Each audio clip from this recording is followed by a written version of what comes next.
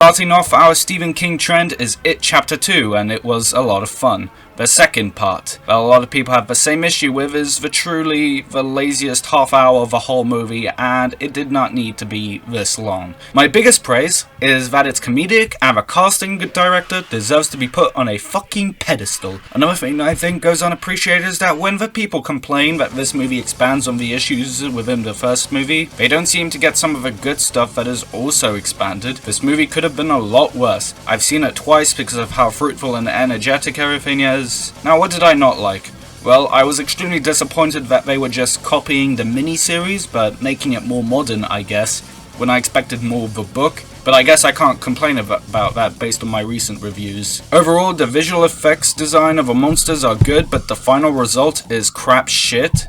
There's definitely good hidden messages here, and there is a lot to enjoy character-wise, and the performances are all pinpoint excellent, except James McAvoy cannot stutter and make it sound convincing, so I guess it's not period. There's a lot of cool stuff in this movie, and some of it has some meaning just like the first one. I just wish the screenplay was better overall. Pennywise jumping in front of a camera with the intent of spooking 40-year-olds is so lame and basic, but I would wish they created unique ways for Pennywise to actually matter. Honestly, this movie is at its best when Pennywise isn't with the adult kids one-on-one. The Losers Club all have really good chemistry with each other, they just don't have it with the main villain. If you want more insight, I will leave a link to IHE's review on Letterboxd.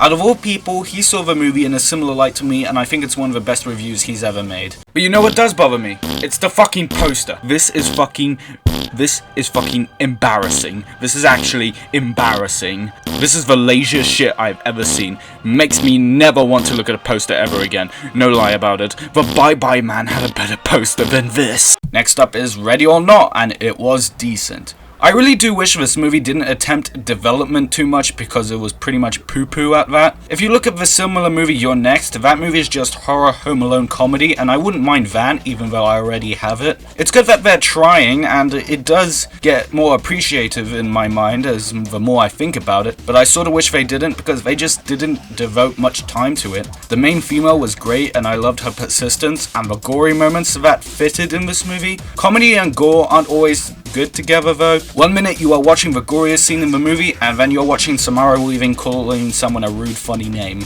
like Cocklicker or something. I liked the Le Domas family and their sick tradition, especially Daniel, who was unfortunately a victim of poor character writing. Alex was also unfortunately a victim of poor character writing. The more I think about this movie, the more I tend to appreciate it. I just wish that all that was in the experience than me looking for praise. I might see it again. Check this one out if you like bloody movies with a great protagonist. Skip the trailer. Next is Crawl, the new monster horror film, which is much better than any of the previous shark horror films for that matter. The environment and production design is definitely worth checking out. The kills are good at times, but sometimes alligators are hard to create, you know, and the cinematography was beautiful for the most part and the water looked real. I just like seeing good water in movies, I guess. The main characters were fine and nice, but the problem is that they have too much plot armor and it got annoying. Also, the screenplay is mostly whack. They mostly have to get to a location, which just so happens to be the worst possible location. I don't usually pick on horror movie kills when the victim is a nobody. If there's blood and it's cool to watch, I'll buy it any day, and this movie mostly had that, so no complaints there from me. But take that with a grain of salt because you might have a problem with it. When I saw Sam Raimi, I expected cheesy entertainment and I just didn't get enough of that. Like, it's two characters that have to survive a hurricane and there are alligators everywhere. How cheesy can you get? Well, not that cheesy, surprisingly.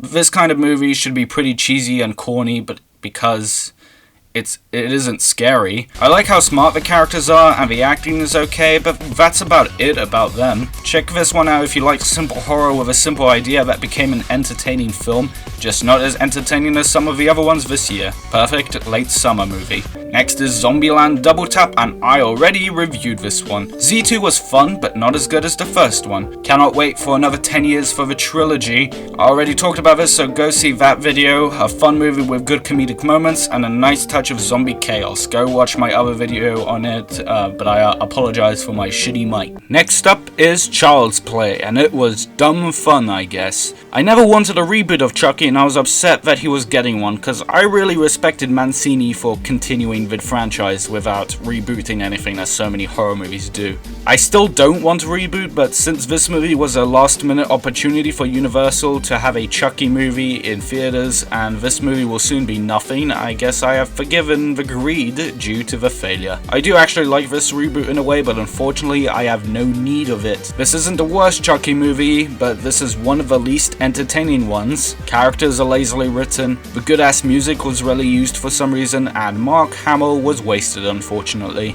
I got the right kill checklist from this movie though. Chucky should always be killing people with the environment if he can around him, and a dumb pun.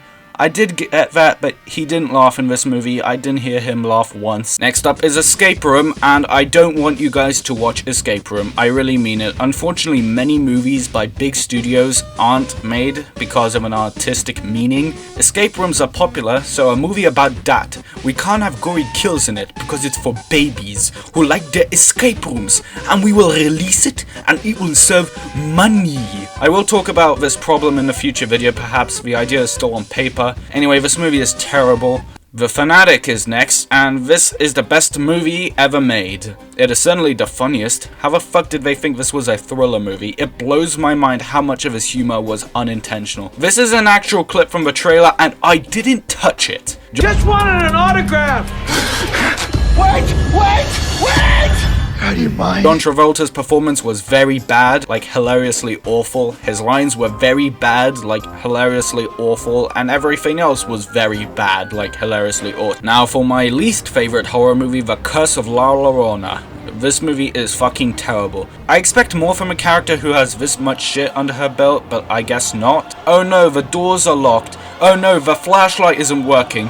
Oh no, ghosts coming out of nowhere. It's not art, it's cheap, lazy, and money. And the characters are stupid, and the script is non-existent whatsoever. Next up is the new Annabelle movie, and it was not as bad as expected, but still not good. But my favorite is Annabelle Creation, which had a promising start, but became really boring and pissed on its own delicious cake. And my least favorite is Annabelle.